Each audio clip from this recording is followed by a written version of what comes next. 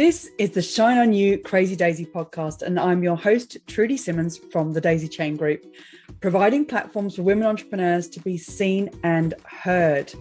This platform is for women entrepreneurs that want to hear the real stories of what it takes to be yourself and run a business with all the different hats that you might have to wear. These are the stories of the tenacious, the rebellious, and the resilient women that are working towards the future that they want to build for themselves and their families. Hello and welcome to the Shine On You Crazy Daisy podcast. And today we have the quite brilliant Jade Binsted from the Ribbons Group. Jade, thank you so much for being involved in volume 3 of the book. And please tell us about your business. Thank you very much. And thank you for having me in the book and the podcast. So I run two businesses. First of all, Ribbons Media, which is a video production company based in Hampshire, working with small to medium-sized businesses to help get them seen. And the second is the Ribbons Network, which is a business network that currently runs across the South Coast and will be going up. Ooh, growth. We love to hear about that. Jade, the title of your chapter is Never Too Young, and you can feel the kind of angst that's behind that of what you must have been told through your life. But in between all of these things of what's brought you to here is you talk about your mum going into rehab. I wondered what this period of your life taught you for your future. That is a big question.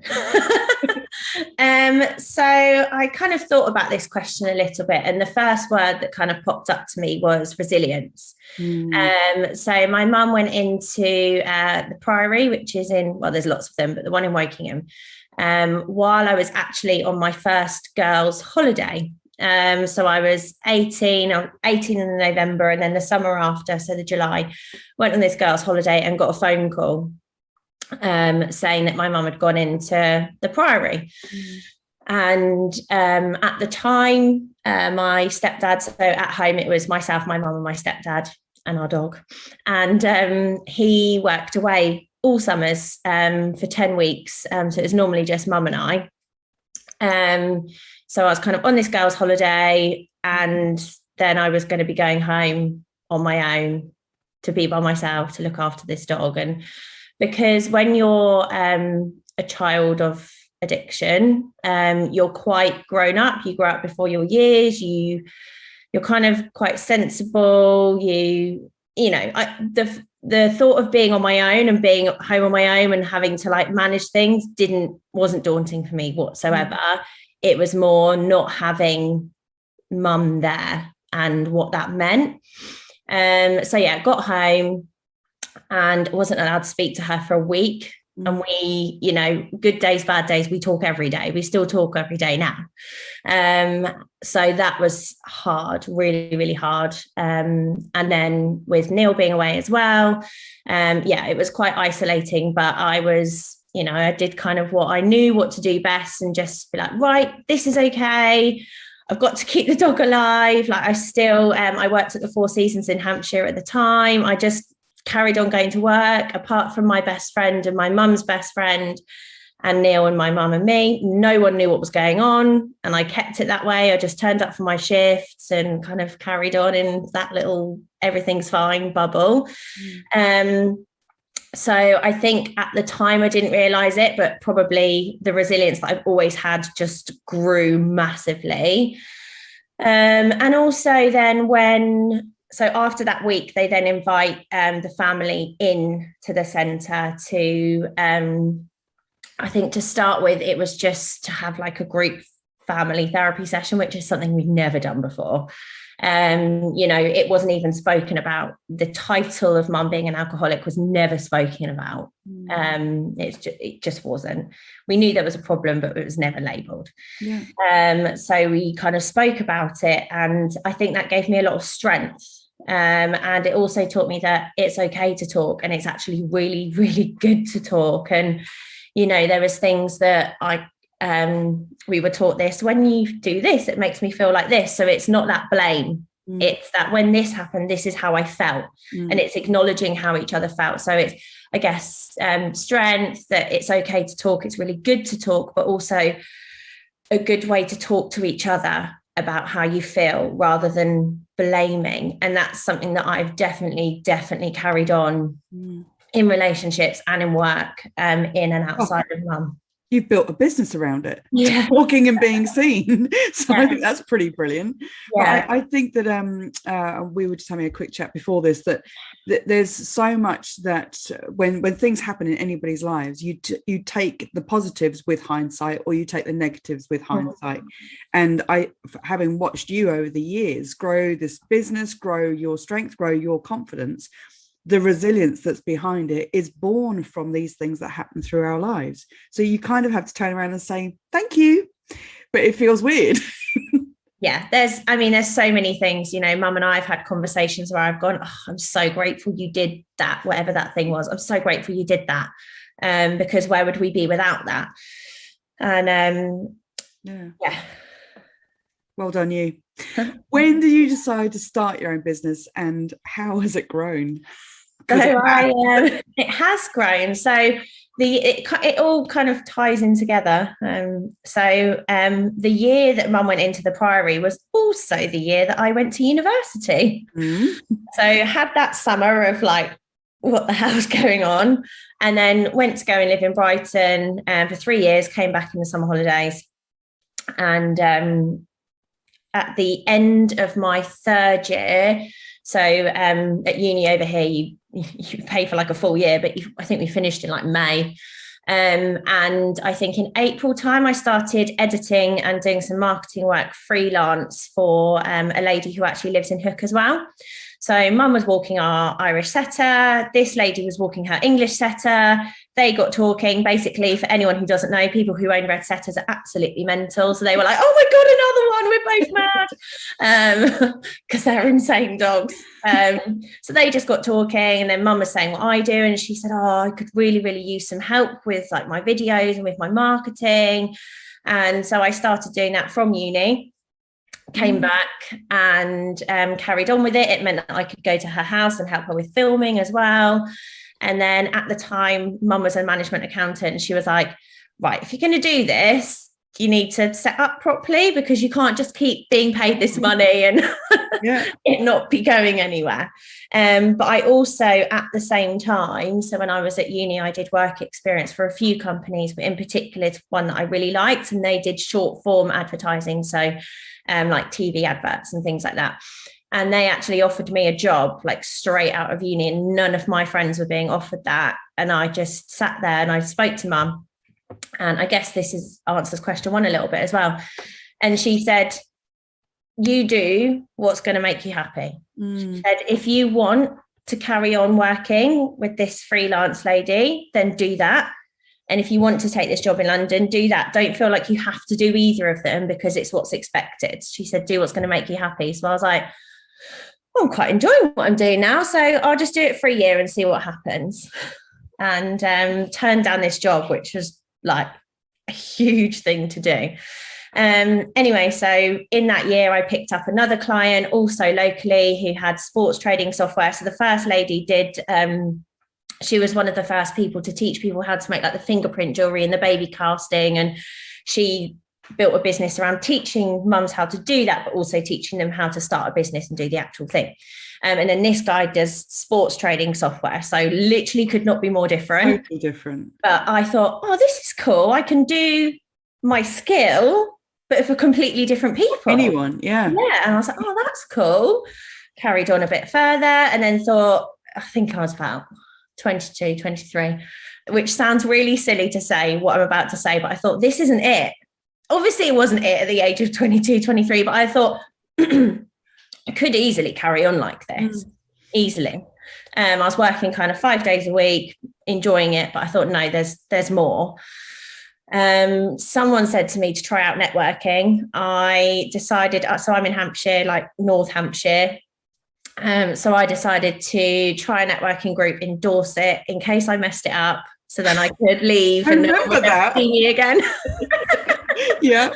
But we know with networking that doesn't happen anyway. But I went to it. It was at a beautiful location called Urban Reef, which is in Boscombe. It's stunning, and loved it. And the lady that ran the group said to me, would I like to run one in Hampshire? And I was like, yeah, all right then, I'll do that. Why not? Love a challenge. And kind of fast forward then. So that was May 2017, I started that group. The summer after, so August 2018, she then sold the business. And I decided to step away as well, but start my own network because I absolutely loved it. I'd built up this incredible network of people, because you came along to them. Actually, my last event was that event in August that you came along to, that big summer event. Yeah. And so I rebranded as the Ribbons Network. I wanted to take everything that I loved. So the collaboration, the no lockout, the kind of everyone's welcome, we're supporting each other, but invite men in and make it a membership business, because chasing people every month is not fun. No, it's been amazing to watch the growth of that. But what I've loved is the full circle of services that you now offer.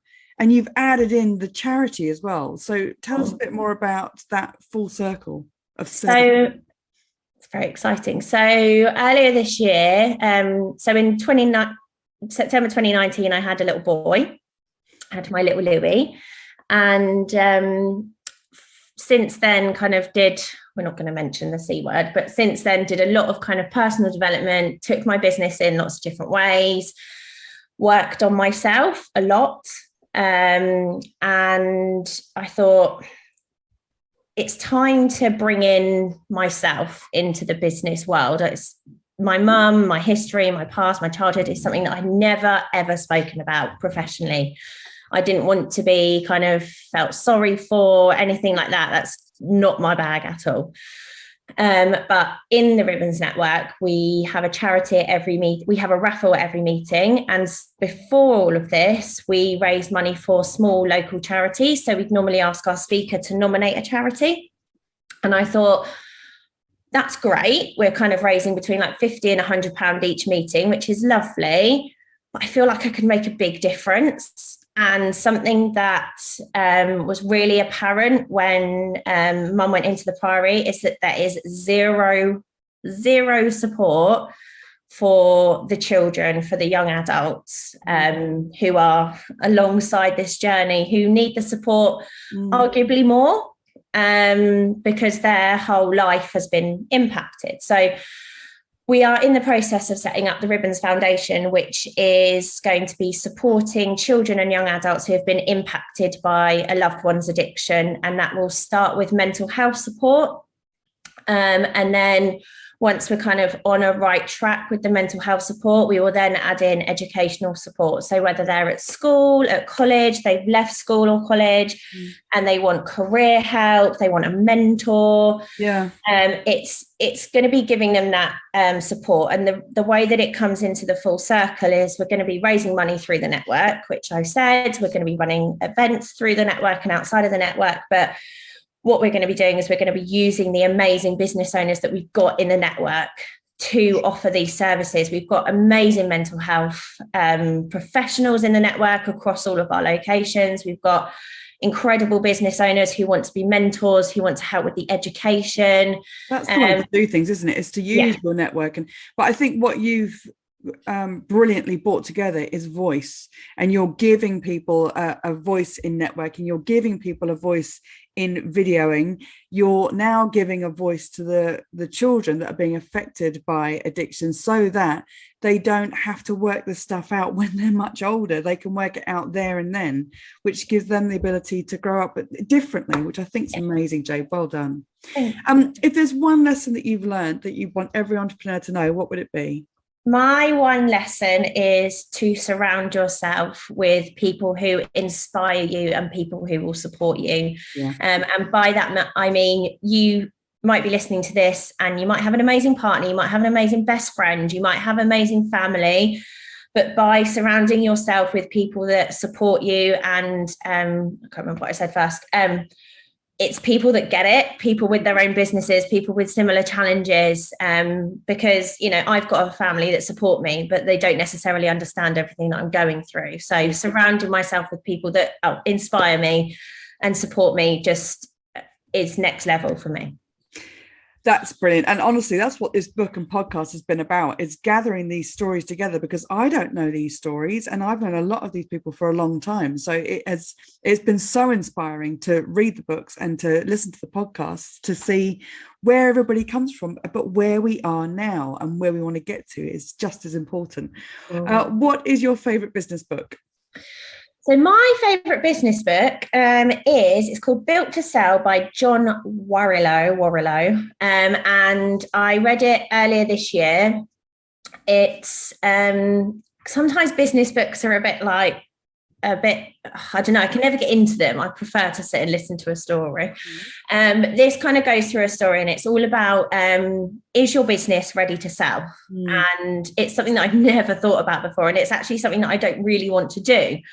But what it helped me think about was, okay, where do I need to get it so it can be sold? And it's all about niching, and it's all about a process. So it talks about this graphic design company who are doing brilliantly, but they could never sell because they offer so many different services. They have so many different types of clients. So what his coach, who's coaching him through this, essentially allows him to do is say, right, okay, what's the favorite thing that you do in your business? And he said, logo design, which we both know lots of graphic designers, logo design is like this much of their business probably, but he said logo design. So this guy said, right, you are now a logo design agency. Everything else you get rid of. And he was like, but I have huge retained clients who we do brochures and leaflets and event design. And he said, no, you're going to leave it. He said, because if you're doing all this bitty work, you're never going to be able to sell. His accountant was not having any of it. His team were not having any of it. He got rid of his whole team. He got a new team. He focused on sales because he knew what he was selling. Yeah.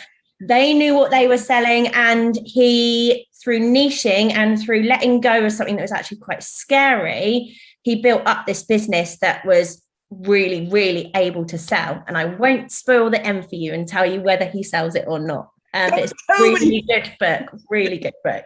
I'm on the edge of my seat, Jade. Jade, this has been absolutely amazing. And thank you for sharing your story, because there will be people that are listening to this that will now suddenly think, crikey, I can talk about the things from my past because it's given me a positive future. And that is inspiring in itself. Well done, you. I cannot wait to see what you do next. Oh, thank you, Trudy. And thank you so much for the opportunity. Thank you so much for watching the Shine On You Crazy Daisy podcast. If you've liked what you've seen today, then please make sure that you click the subscribe button to this channel to see more inspiration and motivation as more of these stories keep coming out. And if you want even more, click on the link below this video and go and have a look at the series of books, Shine On You Crazy Daisy, and get even more inspiration and motivation for you and your business.